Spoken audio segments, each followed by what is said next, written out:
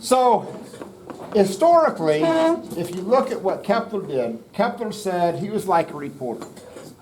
Says, here's my laws, they move in ellipses, they go faster when they're slower, or when they're closer, they go faster, when they go further away, they slow down. Sweep out equal areas, here's the law of harmony, TA squared over TB squared equals RA cubed over. He didn't really try and come up with a mechanism, he just said, not my job. That's not what I'm here to do. So Newton came along and he put a mathematical basis for it. F equals big G m1 m2 over d squared. Worked beautifully. Okay, we predict the motions of the planets, the motions of the moons. We explained why things work fabulously. But nobody really understood the mechanism. Okay, we knew gravity existed. It was we could calculate it, but it's just like, we still don't know exactly what's going on. So Einstein comes along, or the 1900s. And Einstein viewed space and time as like this stretchy fabric, okay? So he viewed space and time as a continuum. Before, they viewed space and time as two separate things. Einstein viewed it as like a tapestry where these things were woven together.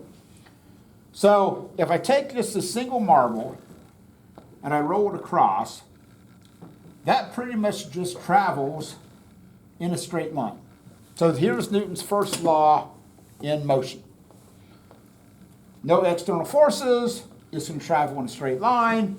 It slows down because of friction. You eliminate the friction, this thing would just go back and forth, back and forth, back and forth in a straight line.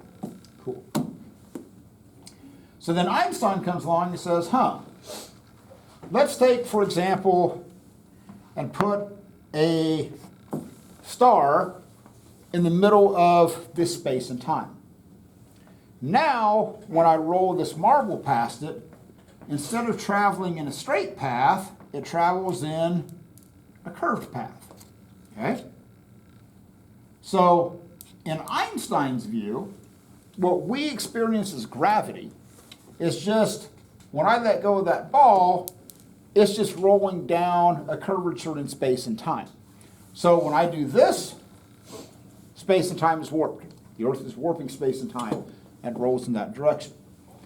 So the cool part of this also is that you can actually see Newton's third law in motion. So when this goes by, because Newton's third law says for every action there is a reaction. So when this goes by, it's very subtle, but you can actually see that bigger mass move just a little bit. So when that smaller mass goes past, it causes the bigger mass to wobble. Just a little bit, not much, but it's Newton's third law. For every action, there is a reaction. So since this isn't warping space and time near as much, it doesn't create as much as a disturbance. So we got that. So now, we're going to look at going to the moon.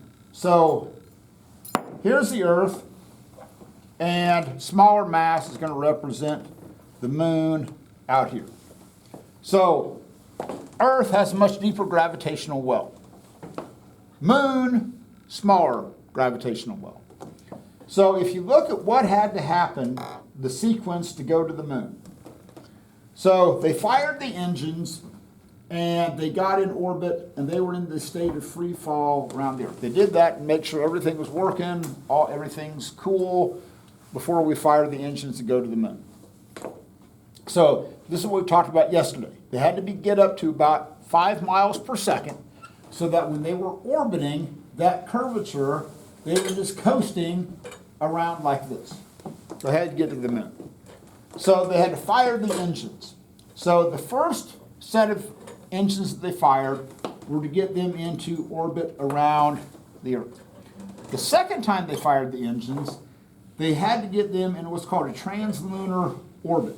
So they fired the engines and started coasting towards the moon.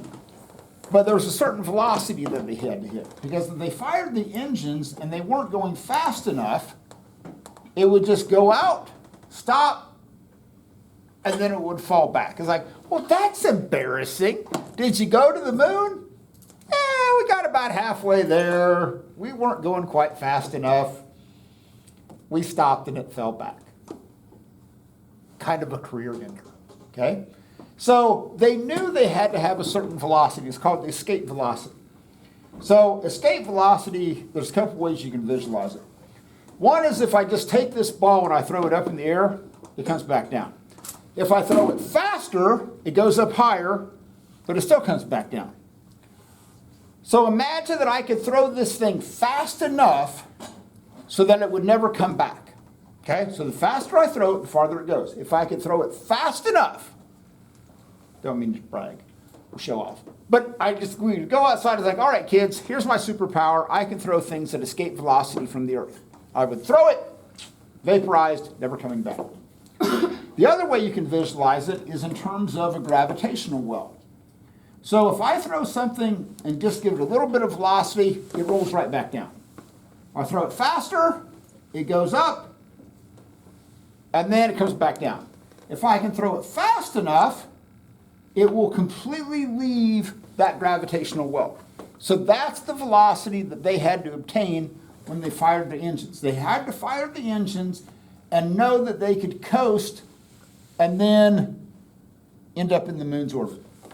So what number 7 deals with is what's called the Lagrange point, named after the French mathematician that came up with this concept. The first Lagrange point visually is easy to see. The first Lagrange point is the point where when I place this marble, it's at, from an Einstein's perspective, it's at the top of the two gravitational wells. So imagine that you have two valleys. And the gravitational well is going to be the point in between the two valleys where you can stop it, put it there, and it's just going to stay. Newton's perspective says, oh, there's an equal gravitational force pulling towards the moon, and there's an equal gravitational force pulling back towards the Earth. Now, Earth has a much deeper gravitational well. So is that point going to be in the middle, exactly halfway in between, closer to the Earth, closer to the moon? Deacon. Closer to the moon. Why? The moon has a smaller gravitational force. Yeah, and it has a shallower well, okay, of space and time. Because if I put it halfway in between and let go of it, it's going to start to roll back towards the Earth.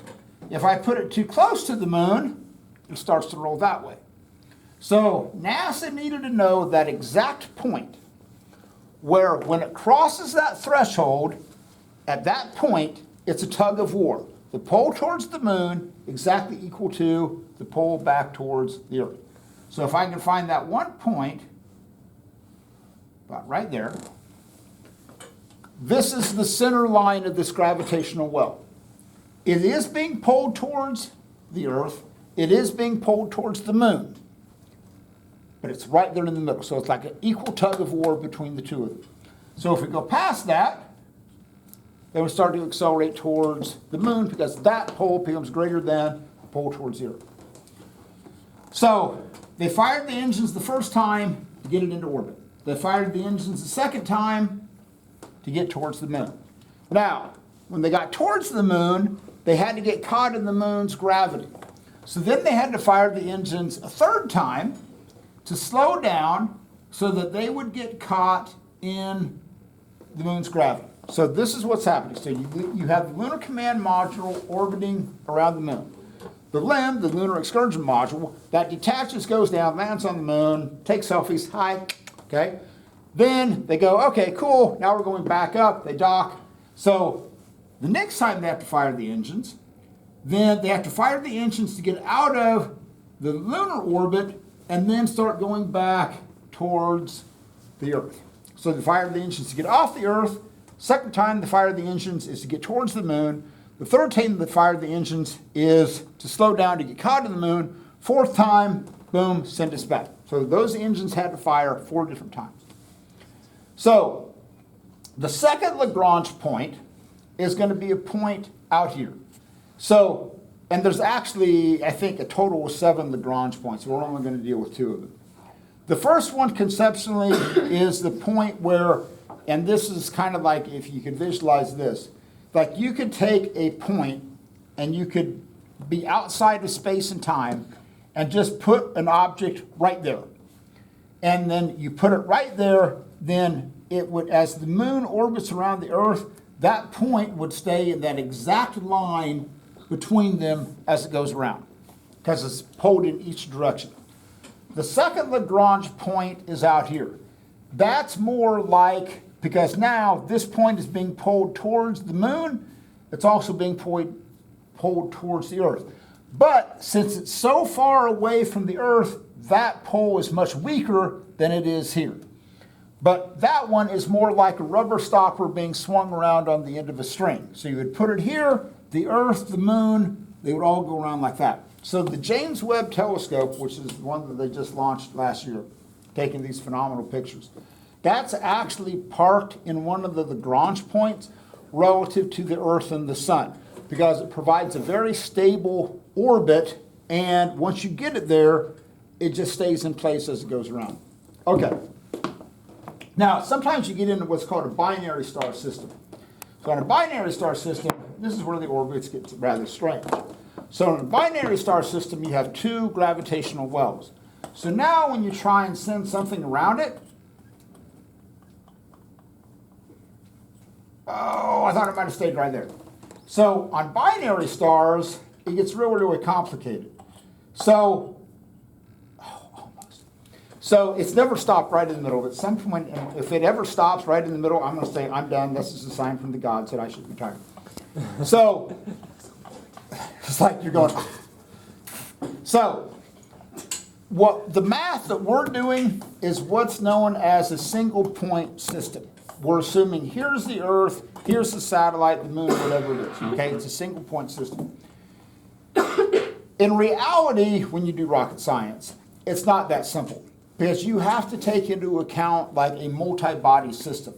Even if you look at satellites as they go around the Earth, they're pulled by the moon, they're pulled by the sun, they're pulled by Mars, which has the capacity to disturb their orbits.